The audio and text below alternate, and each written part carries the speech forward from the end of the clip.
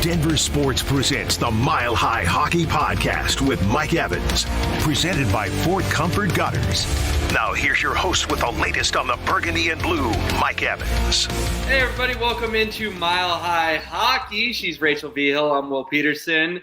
We are filling in for Mike Evans on this Friday as the Avalanche get an end to their mini two-game losing streak. Rachel Vigil, they win 4-1 over the Blues, move to 7-2. Vegas, baby. Vegas this weekend. Huge game early in the season, about as big as you can have in November. We'll get into all that, some goaltending stuff. Where does Mikko land? Is Mikko the best player? Is Mikko the Hart Trophy candidate? All of it coming up on Mile High Hockey. Rachel, where do you want to begin? I guess we start with the big 4-1 win over the Blues on Wednesday night.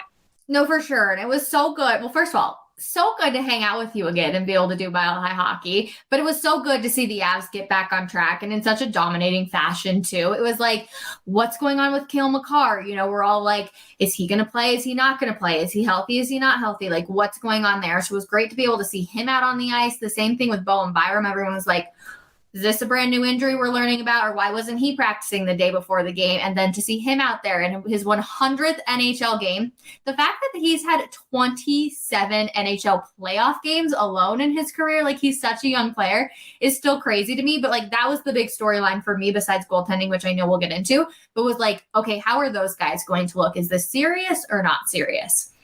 Yeah, that's a really good point. I mean, when, you know, the Avs show up to practice on Tuesday and it's like, no 4, no 8. You know, we all know everyone communicates in hockey numbers. No 4, no Bowen Byram. No 8, no Cale Makar.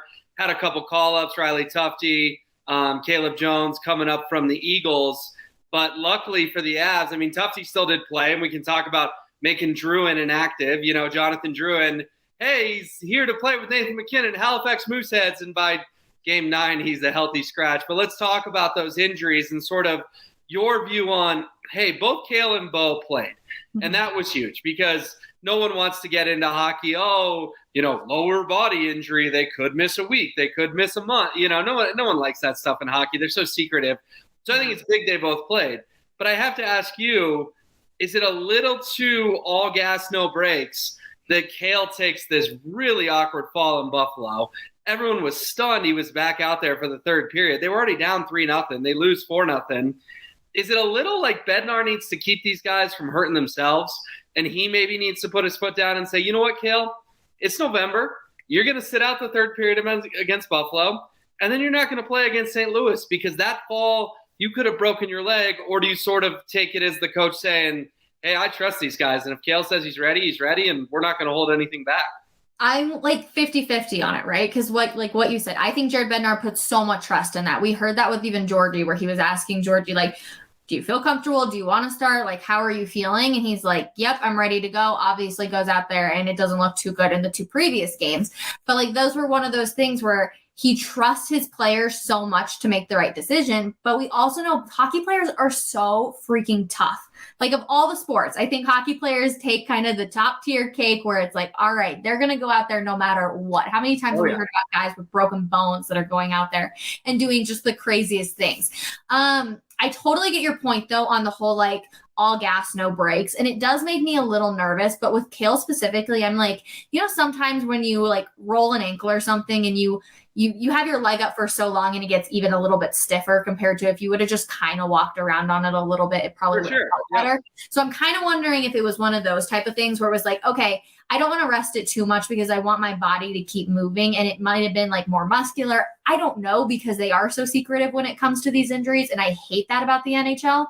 But I'm just kind of trusting that Jared Bednar is going to trust his guys in that locker room to be like, yep, I'm ready to go, or no, I'm not, and he's going to do the best thing for him. Yeah, it all seemed to work out. Obviously, Makar, Byram, Lehkonen took a maintenance day yesterday on practice before the team headed to Vegas, but doesn't sound like it's anything serious. Maintenance days, whatever. These guys have played a lot of hockey. Let's talk about that 4-1 win, though. Prosvetov, did I get that right? I think so. You got it right. Prosvetov, backup goalie, plays for the Avs. We're so used to Frankie. Got to get a new name in our lexicon here, Rachel. But he plays well. 27 saves, 28 shots. Avs win 4-1. Always good to beat Jordan Binnington. Still a villain. no one's ever going to forget Binnington and Kadri and Water Bottle Gate and all that stuff from the Cup run a couple years ago. But good to see, I think, let's talk about Mikko and Binnington in a second, but good to see, I think, that the Avs have a backup goalie because Georgie, it was making us all a little nervous. Georgie. It was good to get him a night off. It was good for Prosvetov to come in, make most of the saves. The one goal wasn't his fault, and sort of see that the Avalanche, okay, we can let Georgie take a night off and still pick up 2 points. 100%. And I do think that he did really well. Prosvetov even talked about too how he's like, I was getting ready to lay out for the puck and all of a sudden the defenders are there and they're doing their job. So they made it really easy for me. And it's like, yeah, if you guys have a guy like Makar and Devontae's out there, you're like feeling a little bit better about what you're going to have to lay out for too. So I like that. I like that he gave the guys a lot of credit too. For the fact that he hasn't played in many NHL games, I thought that his like composure was really well, right? Like even on some of the shots, he didn't really look like shaken up or anything. So I appreciated that from that stance. I'm nervous though. I'm like, what the heck is going on with Francouz? Like, when are we going to find out what is going on with him? And by the time he gets into the season, is it going to be like he's already missed so much time that he's not hockey ready? So like, do we just need to get used to Prosvetov like for the rest of the season? Like, I feel like we're at that point, even though we're so early on in the season.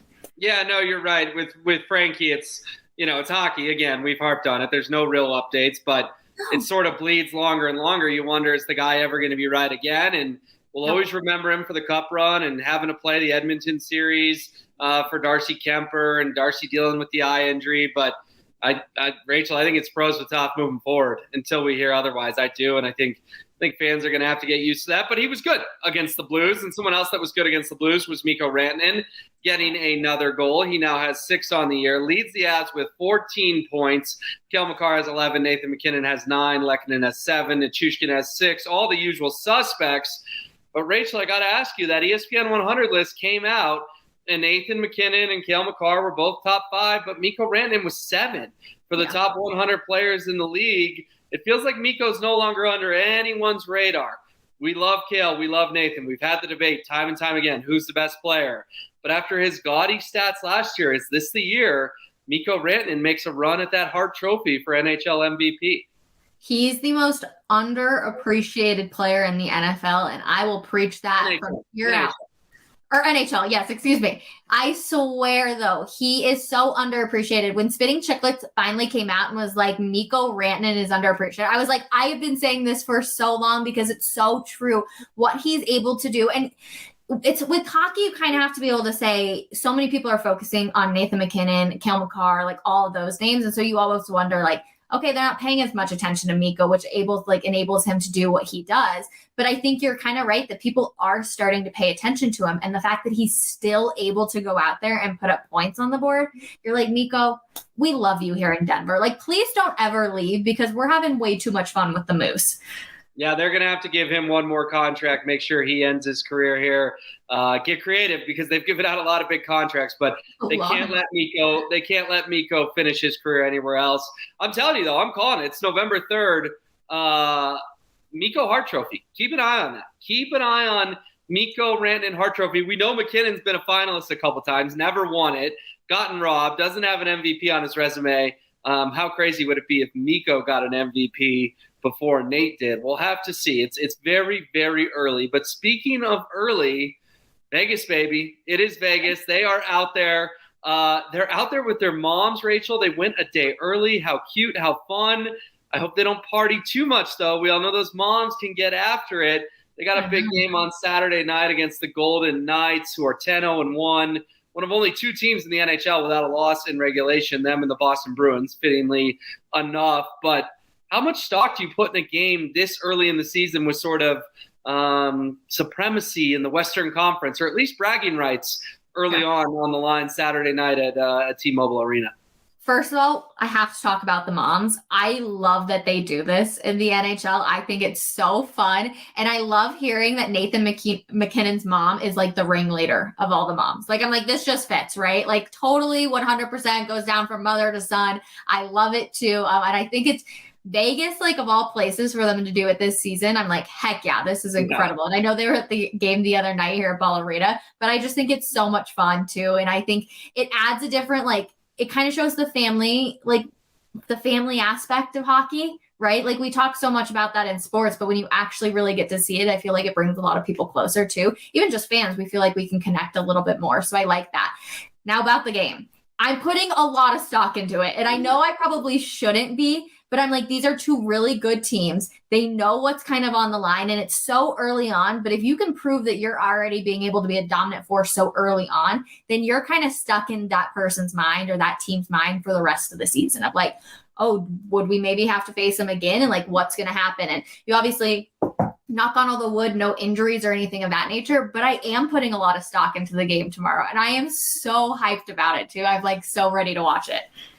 Yeah, it's an interesting point, especially because, they haven't played Vegas in a playoff series again, and those wounds of 2021 are still there. That was the third straight second-round exit, and they got the monkey off the back, and they got the cup, but they didn't have to go through Vegas to get the cup in 22. And then, of course, in 23, Rachel, the cup is in Vegas. They won Lord Stanley last year, the Golden Knights did. So it sort of does feel like the Avs got their one. They got the monkey off the back. We all know that.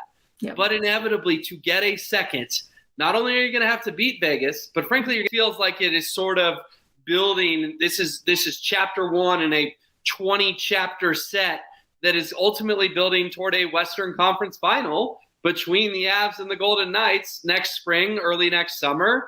And you know what? A game in November, people aren't really going to remember, but I got news for you, and you know this as well as anyone. A game in November could determine who gets home ice because those are 2 big points. And come April, we don't want to be watching the standings going, oh, they fell 1 point short of Vegas because guess what? They didn't take that game in November seriously, lost 5-1, and just gave up 2 points. So I'm with you. Like, it's never too early to think about seeding, think about where the playoffs could fall, and think about if you play Vegas in Game 7 of a Western Conference final, you want that game in Denver? Well, this game could be big towards deciding if that happens or not. No, 100%. And all the people that are always like, oh, it's so early on. Like I catch myself saying that too of like, oh, so much can happen. But I really do that when I look at like the Eastern Conference games, right? Like the games that are just like, oh, they're here on the schedule. But any like team or any game against a team who you could possibly meet in the playoffs, I feel like you have to put stock into that no matter what. And that's why like in other sports, NBA specifically, I get so frustrated when we don't see some of the stars come out and play each other in those type of games. Because I'm like, come on, like, let's see it. Like, get the matchup hype. Like, let's already start this. Let's not hide from it. And luckily in the NHL, we don't have to deal with that. The stars will show up, and that makes me excited. All right, well, we hope everyone enjoys the game on Saturday night. It is obviously a huge one. Avs and Golden Knights, early bragging rights on the line. We appreciate you tuning in. For Rachel, I'm Will. This is Mile High Hockey, and we'll see you next time.